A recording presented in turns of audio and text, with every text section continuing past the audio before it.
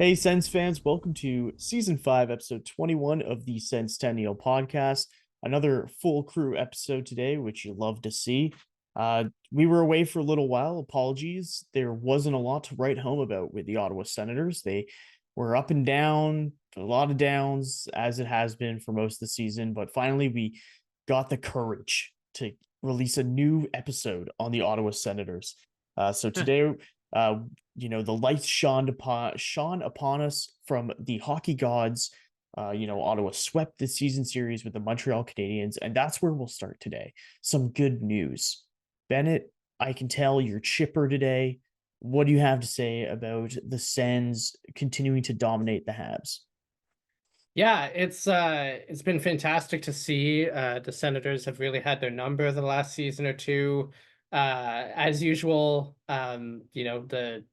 they come by the busload and by the carload from Montreal. As usual, they get sent home packing and grumbling because they suck and the Sens beat them. And that's been the story for the last couple of years, and long may it continue. It was the season ending, the last home game of the season, so I was there with the fam, and as usual, the Habs fans were loud and obnoxious and extremely irritating. And then they went home quiet as mice, because their team completely fumbled the bag. Corpusalo was at his usual best, offering up an 840 save percentage and doing everything in his power to let the Habs win a game that we completely dominated them for. Sens shot them 44-25, and it was tied 4-4 going into overtime. It took some late heroics from Thomas Chabot to tie the game up and give us the chance to win it in overtime. Overtime was extremely exciting, really back and forth, just uh both teams, it's one of those matchups where both teams are so bad that it's more entertaining than usual, because if you have one really good team and one really bad team, the good team just dominates and it's not very interesting. And if you have two really good teams, they're both so good that no team makes enough mistakes, so it just ends up being cagey and tactical. Whereas if you have two bad teams, that's when it gets really interesting, because no one can defend, no one can run a power play. It's just two teams just drunkenly slugging it out on the ice. And this time the Senators came up on top. Again, they outplayed the Habs, but it still took until shootout to do it, when the Habs completely shot the bed with three of probably the worst shootout attempts I have ever seen. Um, just failing to even test Corpusalo at all. Cole Caulfield literally forgot the puck on his attempt right after all of the Habs fans around me were jeering that Cole Caulfield was gonna, obviously score on his attempt, and then he literally didn't even get a shot off. And Corpusalo just nudged the puck, you know, passive aggressively towards the center of the ice after that. And it was an extremely fun game. Corpusalo is still the worst goalie I've ever seen in a Sens uniform. But hey, we beat the Habs, and that's always a good thing. He's pretty good in the shootout. Yeah. And Those you have no idea how bad those attempts were. I would have saved those shootout attempts. Cole Caulfield literally didn't even propel the puck towards the goal. but the Sens are second in the league for shootout save percentage. 5-0, aren't we? Aren't we 5-0 in the shootout? Yeah, the results, but they also have a 940 save percentage in the shootout. But yeah, it's tough when the opposing team has less than 30 shots and you're giving up four goals. Yeah. But you have to expect. It seems like the Senators are going to be going back to the four Pasalo himself tonight against the Rangers, and you have to expect that that GM Steve Staios has said something to the effect of run him, so we can see what's going to happen with him, because if he doesn't improve, this might determine his fate in the off season. Well, I made a joke on Twitter the other day that was one after Forsberg had a really good shootout. I said it would be nice to have Forsberg as a bullpen goalie and just roll him out for shootouts. And I mean, it looks like for Pasalo, same thing. Roll him out.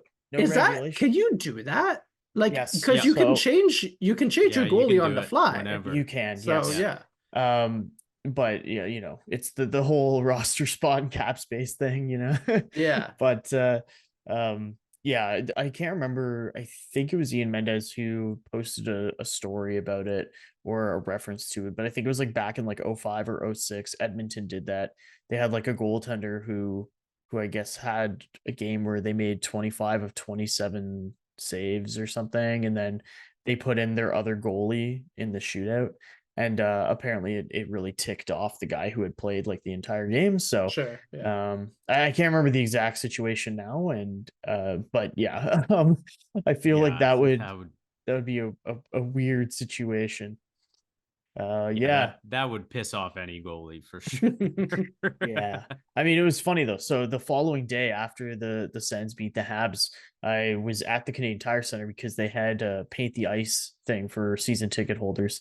And when I went in, they still had the final score of the game the night before on there. So that was great. It was fun. Some people were very good at painting, and I I do not have that artistic creativity, but hey, kudos to them. There was like a Senators logo, but the face was Brady Tkachuk, and it was absolutely excellent. And I took a photo Wow. of it. I'll have to post some of the photos on Twitter, or maybe I'll put them in this video or something. But yeah, there was some great stuff. But yeah, I mean, it was nice to see the Sens get another win. I mean, at this point, I don't really mind either way. Ottawa's going to be picking in the top 10. They're going to get a solid player. The range of players, like I would say in the five, like four, maybe 4 to 10, 4 to 11 range, are all very similar in terms of ceiling, or I guess value, if people want to talk about like draft pick value. So I don't think Ottawa is going to get a bad player. This will really help them to add like a solid prospect to their pipeline, because they're desperately in need of restock in the cupboards. And yeah, so we'll see how the last couple games of the season play out. And on that note, let's talk about a guy who hit a new career high in goals in a season. Big milestone for him. And potentially, if he can stay hot in the last 2 games of the season, might be able to get himself to 40. And that would be the captain, Brady Tkachuk. So, Matt, Brady Tkachuk, in the last couple seasons, he went from having 30 goals to 35 goals to now sitting at 37 goals. What do you make of his continued success at just getting the pucks in the net? I think he is an incredible player, and we're very lucky to have him on the Sens. He has a knack for goal scoring, and with the amount of shots he takes, he should be scoring quite a few goals, because I feel like the last 3 games he's had over like 30 shots or something like that. His stat lines are always insane, and he's always like a fantasy god, because he just set the record for most hits in an NHL game. He also took like 12 shots that game as well.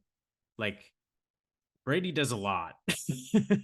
And it was also kind of like, it's kind of funny that earlier that day it felt like that there was speculation that they were making him available, or Oh, they yeah. had gotten calls on it, and it's like, oh my god, like, the Senators could never have just a nice thing happen to them. It always has to be have an asterisk on it. But Brady is finding ways to score in every scenario. If he's in tight, he's able to get a shot off. He has a wicked wrist shot that I guess we don't really get to see that much. But when he gets it off, it's very impressive. But I think it always is going to come down to, with Brady, just his ability to get the puck to the net and play in close, because he's like a bull in a china shop, and he makes defensemen hate him. And it's pretty awesome to have him as a captain, because he just knows how to score. He knows how to do just about everything right. So I could, potentially see him hitting 40 if he stays hot. Yeah, and there's been some other parts of his game that have gotten better as well. He's got the highest faceoff percentage of his career this season, and I know he's a winger, so he doesn't take a ton of faceoffs, but he takes a lot of faceoffs on the power play in particular. So good to see his faceoffs better in that aspect. And he's also really cleaned up his giveaways. This season was the first time in his career that he has had more takeaways than giveaways. So that's a really positive step in the right direction. And yes, I know we don't usually put a lot of stock into plus minus, but this is the first season in his career where he is a plus player. So, things are getting better for Brady Tkachuk. This has been a great season for him. I'd love to see what step he takes next season, when I hope the Sens will be a better team, and I hope that he can continue to be part of the solution, despite, I think, some setbacks with comments that upset some fans and this, that, and the other thing. There's always something, but yeah, really hoping that he takes another step next season and this team can finally get into that certain thing that we shall not name. But Bennett, what have you thought about Brady Tkachuk finding another level to his game? Yeah, I think he's put together a tight season overall. Like you said, he's always someone who has a lot of good peripheral stats, like his hits and his shots, and he's always able to make an impact on the game, even if he's not necessarily on the score sheet. Um, Last season he had 83 points. I think he's going to fall a little bit short of that. But a couple more goals than he had last year, and like you said, like his 5-on-5, ability has improved a little bit, hence the positive plus minus. So that's good to see. I think that's the yield Jacques Martin effect of getting players to, maybe not put up as many points and run the scoreboard, but being a little bit more defensively responsible. I still think there's times where Brady's defensive work rate doesn't pass the eye test. And like you see him not tracking back, and it leads to a goal. I feel like I've seen that I've seen a number of highlights of us getting scored on, whether it's on TV or at the game, and like Tkachuk is sort of like conspicuously not where he's supposed to be. But I mean, he does deserve a lot of credit. He's put together an impressive season.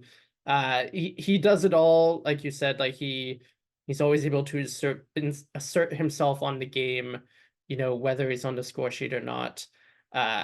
He is a fascinating player in the way that he often looks like he's never played professional hockey before, and yet he'll always end up with like a goal and an assist somehow. He's one of those players who just has that sort of like knack for scoring the dirty goals, and like he's a volume shooter, but he's not like a sniper, like he's not like taking, one-timers from the face-off dot. He's not, coming down the ice and, scoring bar down wristers, but like he's always able to get them in somehow. And that's an important skill to have on your team. It's not always possible to score the perfect goal and the pretty goal. Sometimes you need to score the dirty goal. And the Senators in Brady Tkachuk have a player who's able to do that. He's able to be direct, and he's able to insert himself into games just through sheer force of will, and that's really important to have. Now, what we don't have is the sniper, is the goal scorer who can just like wire it in from the face-off dot. At least not with Norris out of sorts and or injured as he's been all year. So I think that's something that the Sens will need to address with going forward, because you can rely on Tkachuk to bang in a couple goals here and there just through sheer force of will, but you also need someone to, you know, snipe them on the power play, which has been terrible this year. So yeah. Yeah, and hopefully Drake Batherson, he's hit a new career high in goals scored this season as well. Maybe he's a guy who can step up going forward and also help pot some more goals. Obviously, Tim Stützle and Claude Giroux both had down years when it came to goal scoring, so that also really, I think, hindered the power play.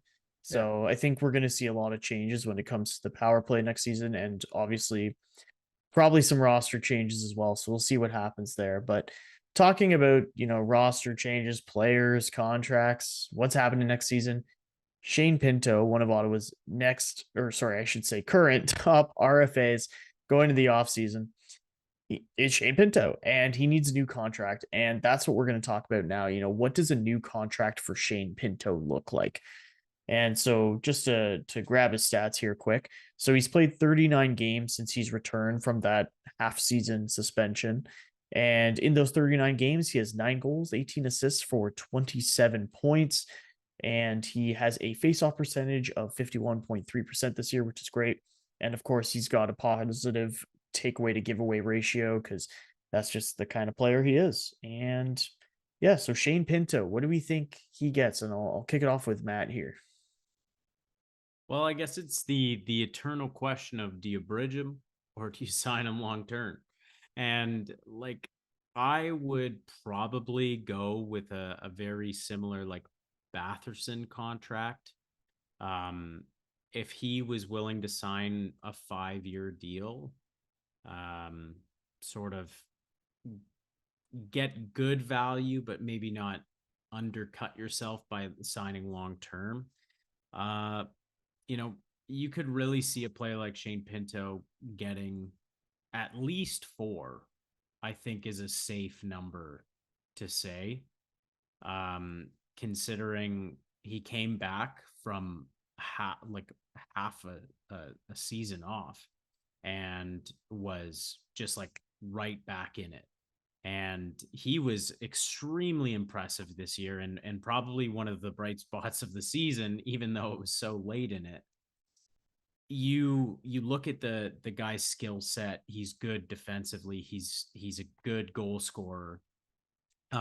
He's always in the right areas. He just does a lot of things right. And as you said, he's a good face-off guy too. He's a center.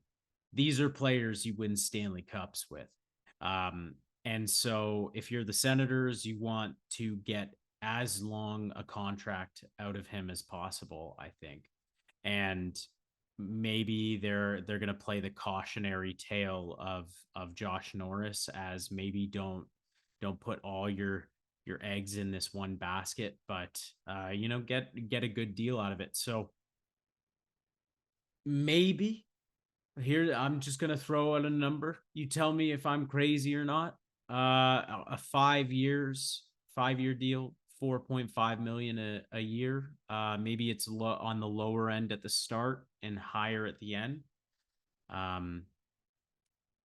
think that's sort of what you're going to expect to get for a fringed top 6 center. And I do think Shane Pinto can play as a top 6 center. Like he can be your second line center, no problem. But the management might have a question of whether he is actually that or not. And then there is the Josh Norris of it all. When he comes back, what capacity is he going to be in? Is he going to be your third line center? Is he going to be that scoring winger? And you take all of that shoulder strenuous activity with face-offs off of his plate. There are a lot of questions, but I would probably say I'm going to slap it down 5 years at 4.5 million. Yeah, I don't think that's out of the realm of possibility, but I'll let Bennett weigh in here first. Yeah, I don't think I disagree with that necessarily. Pinto is an important player for this team. When all of our centers are healthy, having him be on the third line or the second line, depending on, the night and the way that the lineup shakes out, is a real asset. He's defensively responsible. He has an eye for goal. He has almost as many points as he did last year, and last year he played a full season.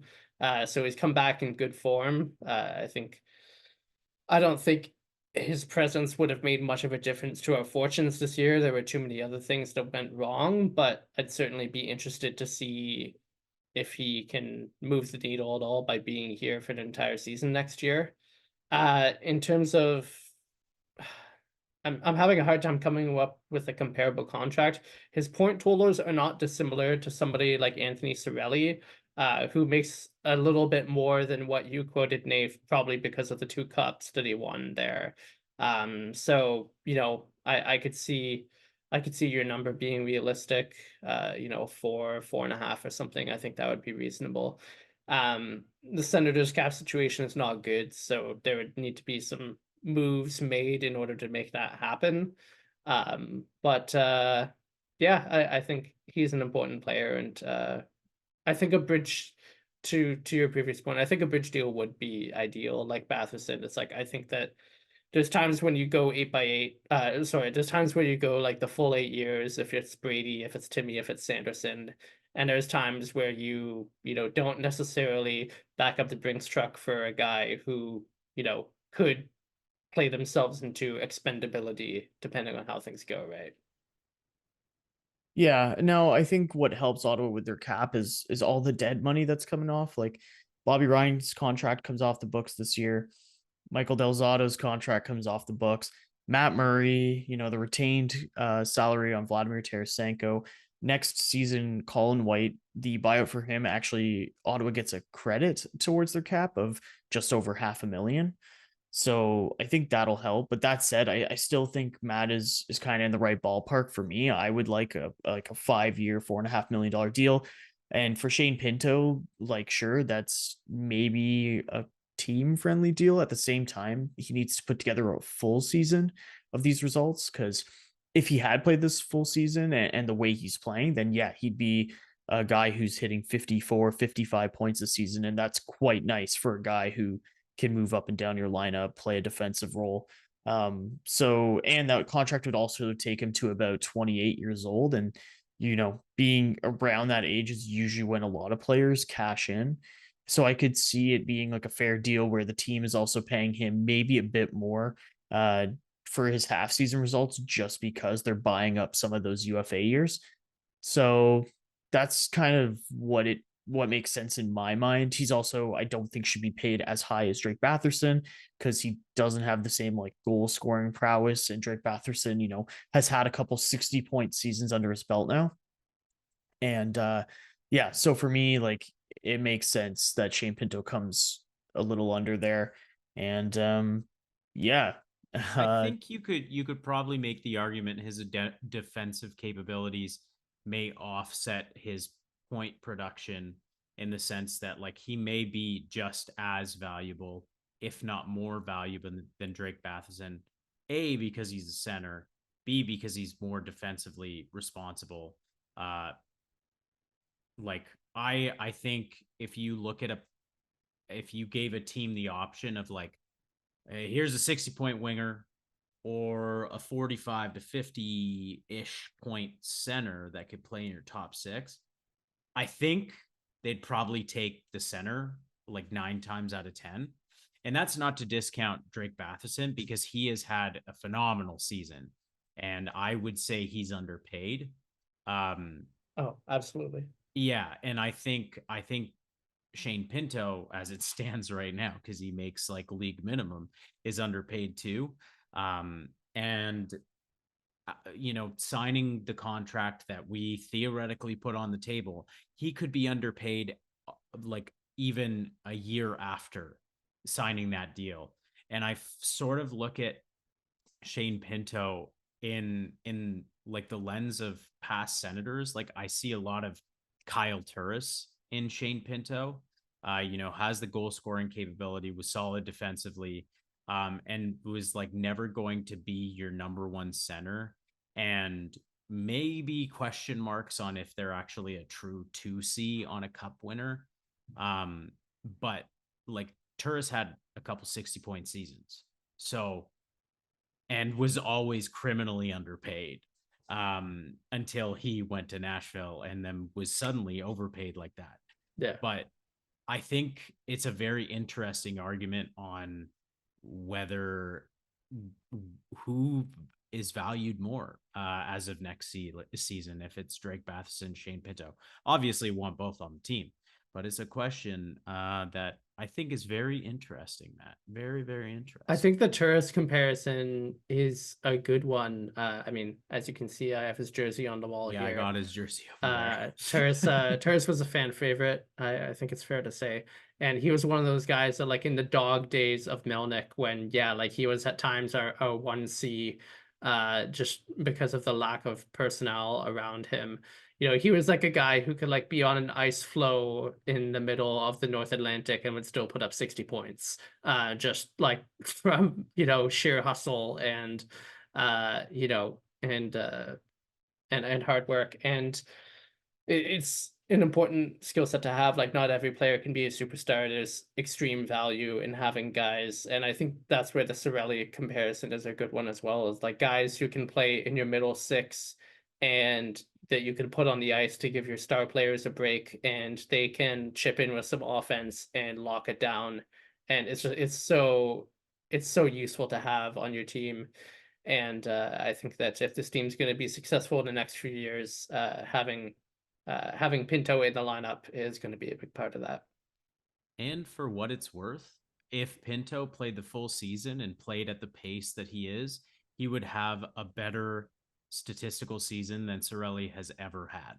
There you go. So, interesting stuff. Fair enough. The other big name in quotations, but the other prominent big name, little man, but the other RFA. We say that as if Brannstrom isn't taller than like all of us, except you, Dave. Except Matt. I was gonna say, yeah, I have photographic evidence on Twitter of me being shorter than him, so I can't even pretend. That's why we got to stand behind the. He was wearing stilts. Come on. That's what I'll say.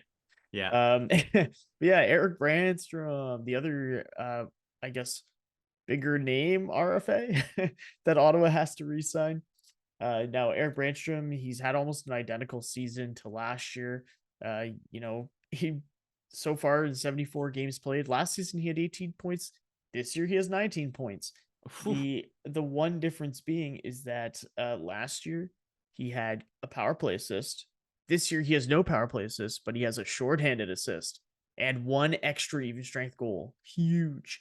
So Erik Brannstrom, he's one of those guys who's extremely consistent. He doesn't hit a lot, but I find that he always is good at transitioning the puck, protecting the puck. He can hold his own in the defensive end.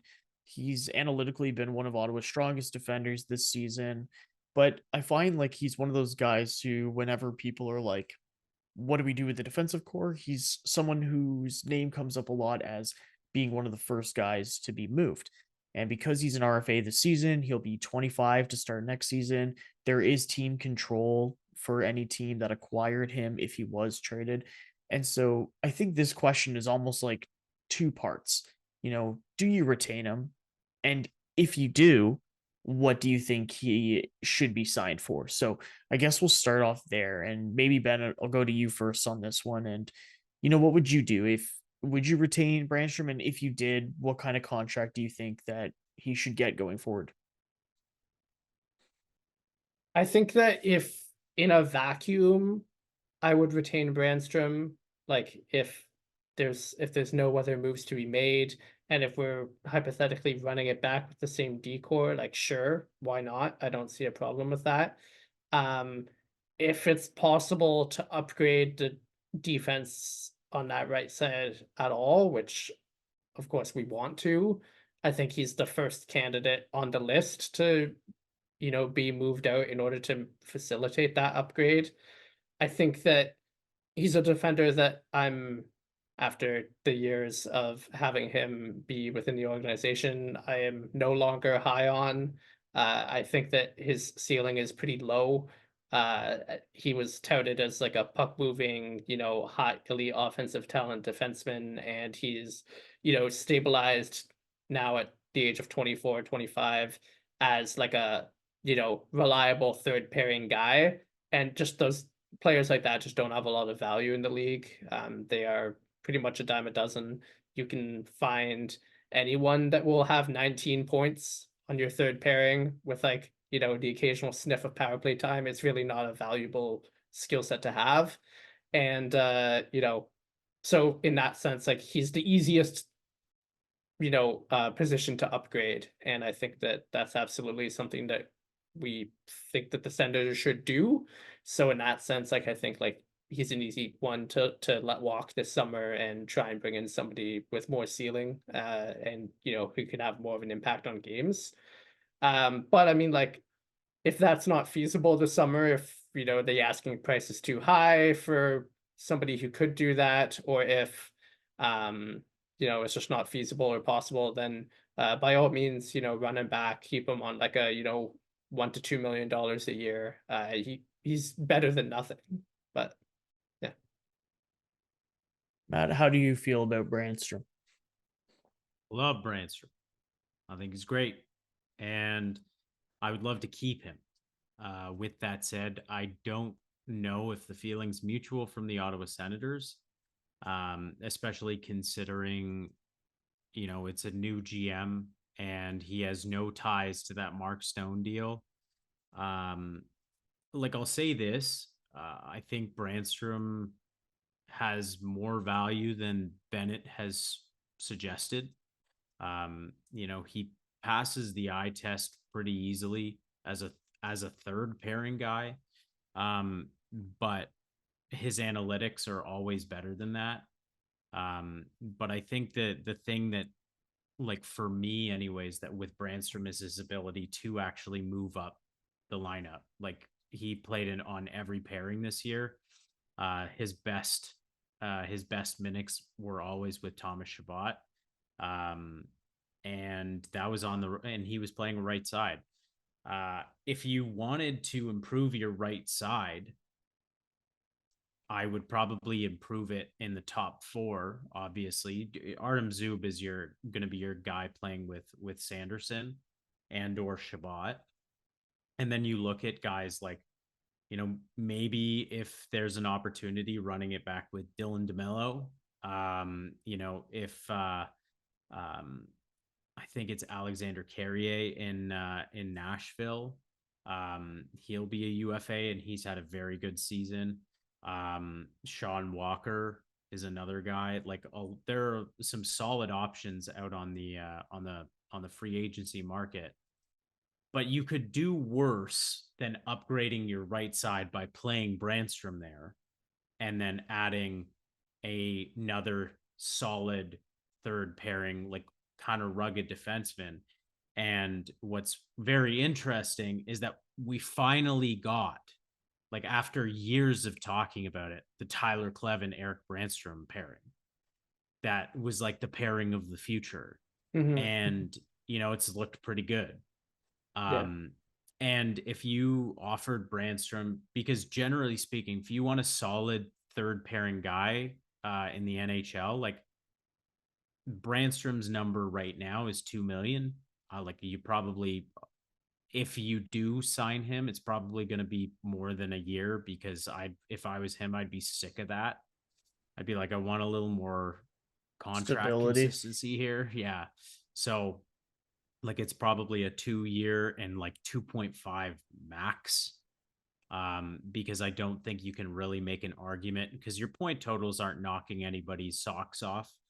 But, to suggest that he doesn't do things that a guy like Travis Hamonic does, that's completely bonkers. And I've heard a lot of that from, Brannstrom's probably one of the most divisive players for the Senators, because, one side of the fans thinks he's absolutely useless. How can a small defenseman move anybody bigger than him? How can he not get hit? How can he move the puck out of the zone? All this stuff. And then the other side says, well, he does do that better than guys that you absolutely think are completely, good for the cause. And that, so, like, I was just going to say, one of the most telling things too is, has anybody even heard of Travis Hamonic? Like, in the last month or two? Yeah, man, he's been chilling. Like, honestly, Jacques Martin has... My man is lying on a beach somewhere. Jacques Martin sent him out to the friggin' Shadow Realm. Dude is gone. Like, I would not be surprised if the Ottawa Senators bought him out this summer, because, like, Jacques Martin has no faith in the guy. Erik Brannstrom's playing over him, and yet he does exactly what fans say that Brannstrom doesn't do. Like, Brannstrom doesn't hit. He doesn't like block shots. Listen, Travis Hamonic, he was that guy. And you know why he's not on the roster anymore? Because he can't actually play defense. He blocked so many shots because he played on the penalty kill, which was actually his one redeeming attribute, I will say, is that because he was a dedicated shot blocker, he actually had positive penalty kill analytics. But that was like the one thing going for him. There weren't a lot of defensemen in the league who were worse than him. I think he actually was the worst defenseman in the league by analytics standards. I would say Josh Brown was actually even worse. Damn. But another former Ottawa Senator. I do think though Nikita Zaitsev is surely in with a shout as well, right? Like I don't think so actually. Like he's not good, but he's not like he's coached by Luke Richardson, so you know he's gonna he's gonna turn at half decent. Right. But like if you think JBD should be our third pairing right defenseman, I have news for you. Like that Brannstrom is like millennia better. Yeah. And you know, we have JBD for another season.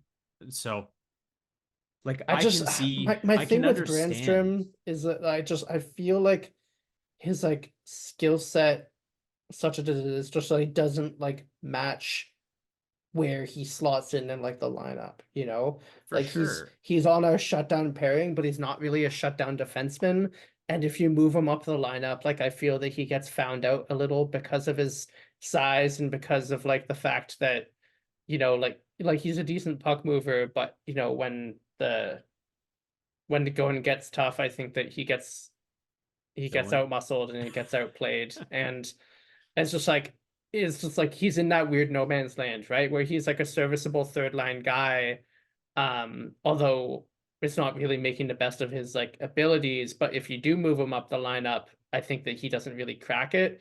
And he's just like a weird, I completely agree with you that he's a very divisive player because like he can look good and his stats can look good. And like, you'll see him, you know, like move the puck out of our zone without fucking it up and be like, oh, okay, yeah, that's, you know, we need him to do that. That's sometimes a lot to ask of like Jacob Chikrin. So that's you know, that's good.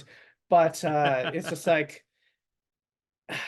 you know, you could get anyone to fill that third line spot and do it as well. And it's just like, you know, if I don't know if you can keep him, if you can keep him cheaply and you can lock him up and just like have him around, and then like you can play him there like as like a 5th, 6th, 7th defenseman. That's like, I don't think that's like a problem necessarily, but I think it's just like a bit of like complacent thinking. Is like, oh, like Brannstrom is fine. Why do we need to like upgrade? It's just like, you know, the defense is not fine though overall. It's like we know that like it needs to be a lot better, and it's like you have to kill your darlings at a certain point. And like Brannstrom is like a guy who's like impact on the ice and on the team is like not significant enough to warrant like special consideration. Like, you know, if you like, the answer is like, oh, like how do we improve this decor? Like you mentioned some potential guys, Nave, like, you know, Artem Zub, you know, and like a Sean Walker, let's say, and like, you know, somebody else is like a respectable like third line. It's just like, I just don't think that like we need Brannstrom if like that's what we're trying to get to. You know, like, and like hypothetically Chikrin is in the lineup, then it's like that's it. Then it's like, you know, then it's like Chikrin, Walker, all lefty you're taken care of. And I know, and I understand that, and I think like the idea of complacency is very interesting because, you know, the Senators have not won anything in a very long time. Like we don't owe anyone on this roster anything except like, you know, Stützle, Anderson, and Brady. We owe them a functioning fucking team. But like, you know, nobody else has achieved anything as an Ottawa Senator, and like we don't owe them shit. Like, you know, we don't owe. You know, we don't owe any of those guys anything because like they've never done it. They've never put it together, and it's like, you know, what do you Like what are you holding out for? Like, this is Brannstrom. Like, he's 24 years old. He's gotten lots of opportunities in the last 4 years. Like, this is his ceiling. He is like a third line guy with occasional flashes of skill, and we traded our fucking best player to get him. Like, I'm almost motivated to get rid of him just out of spite, going back to my previous thing of like, get rid of everybody that was on this team, during the Melnick years. And mostly I apply that to like backroom staff and hockey ops and stuff. But like, just one of those things that's just like, just put a bookend on like this guy that was supposed to save us and ended up being like a respectable third line D-man. Like, And actually, I guess we, breaking but not breaking, but we haven't talked about it. Like, they got rid of a couple pro scouts. oh my God. Yeah, And finally. Like, yeah, and I think due to our hiatus, because being a Senators podcaster and just it's tough right now. It sucks. it is hard to find new and interesting ways of complaining about the team being bad. Yeah. But I think that's that's something really positive, and Yeah. getting new blood into the organization. It's really big, and I think getting new pro scouts Yeah. that clearly have just have eyes, that won't bring in Travis Hamonic, Yeah. that won't bring in Josh Brown, that won't let a coach come in and be like, oh, well, we have to go get this guy because he played for me in juniors, so he'll be good. Yeah. And, that like, us fans can just look at some of the stuff that's been done recently and just say like, well, if you did this instead of that, Yeah. like, you'd be fine. And people did do that, and now they're good. Yeah. So yeah. I love Erik Brannstrom, and it's probably the toughest question to ask because Matt and I are both Brannstrom truthers. And I would be happy if he did walk, and to your point, put a bookend on the Mark Stone thing. It is what it is. I would love to see him go and flourish, because it would be like, as the Trailer Park Boys say, like a fucking a toe to so. I think he has the capability of doing really good things. And, if the Ottawa Senators, the franchise, is the thing holding him back, hell yeah, franchise, go somewhere else. Yeah, and I feel like any team who is high on their analytics department would pick him up. But going back to the original question, I think I would have to agree that I think he falls in line somewhere around the 2 mil, maybe just over that on like a 2-year deal, kind of like, well, a little less than what Artem Zub got when he was first being extended by the Sens. Brannstrom is defensively capable and all that. He hasn't really shifted his points total since last season when he got that raise to 2 mil. So I don't think there's really any need to inflate that number too much. But yeah, I wouldn't be surprised to see him go somewhere else and hopefully flourish. And yeah, but I think that's it. And like you guys said, it is a very intriguing question. We'll have to see with this new management group what they decide to do this offseason, because loyalty is, I would say, basically out the door. I think they'll hang on to a few of the key guys, and that'll be that. So I think it's going to be a very interesting offseason. I don't think it's going to be as hyped as the summer of Pierre and all that stuff. I think we're going to see some solid moves. I hope to see some savvy moves, and I could definitely see a trade or something happening where it's a big shift for fans, because they're not used to it. It's been a lot of complacency the last few years and name chasing. So if you're going after a name who's actually able to do something, great. But if you're name chasing just a name chase, you can go join Derek Stepan somewhere else. Yeah. And if you're interested in talking more about the offseason moves that the Senators could or should make this year, we are thinking about doing a fan episode to wrap up the season. where we will discuss that among other talking points with you, our fans, the listeners. So stay tuned for that in the next couple of weeks. Yeah. On that It note, seems like there's a lot of good content coming from the Senstennial yeah. Podcast because the season is coming to a close. you're not biased but at all. No bias. Rise and Grind just started. Oh, Oh yeah. God. Yeah, this you're talking about the summer of Pierre. This is gonna be the summer of Senstennial. We've got Yeah. we've got irons in the fire. We're here, we're fired up, we're ready to tackle the big issues facing this team, and we're excited to do it this off season, which will be, I think, to your point, Nave, I think it will be a consequential one. I think this is really gonna set the tone for how this no ownership group wants to operate. And I think that we all hope that they do their business in a smarter and more sensible way than the team has done in the past. On that note, thank you everyone for listening. Like Bennett said, we'd like to do a fan episode in the near future. So if you want to get in touch with us, you can do so. On Twitter is probably the best spot, but all of us are in the Ottawa Senators Discord server. If you use Discord and you want to get in touch with us that way. So either of those methods are good, and yeah, keep us posted if you want to be in the show. And that's all, folks. Am I going to get a copyright infringement for that? Disney's coming after us. Hey, no, I think is Warner Bros. Now owned by Disney? Oh, is it? Yeah, because that's all. Folks, Isn't everything owned Looney by Tunes. Disney? Dude, I don't know, man. They're like the Nestle of entertainment. Yeah. Yeah. When in very doubt, true. assume that they're owned by Disney. All right. On that note, good night, Sens fans. Enjoy the last couple Later, games guys. this season, and go Sens, go. Go Sens, go. Sens.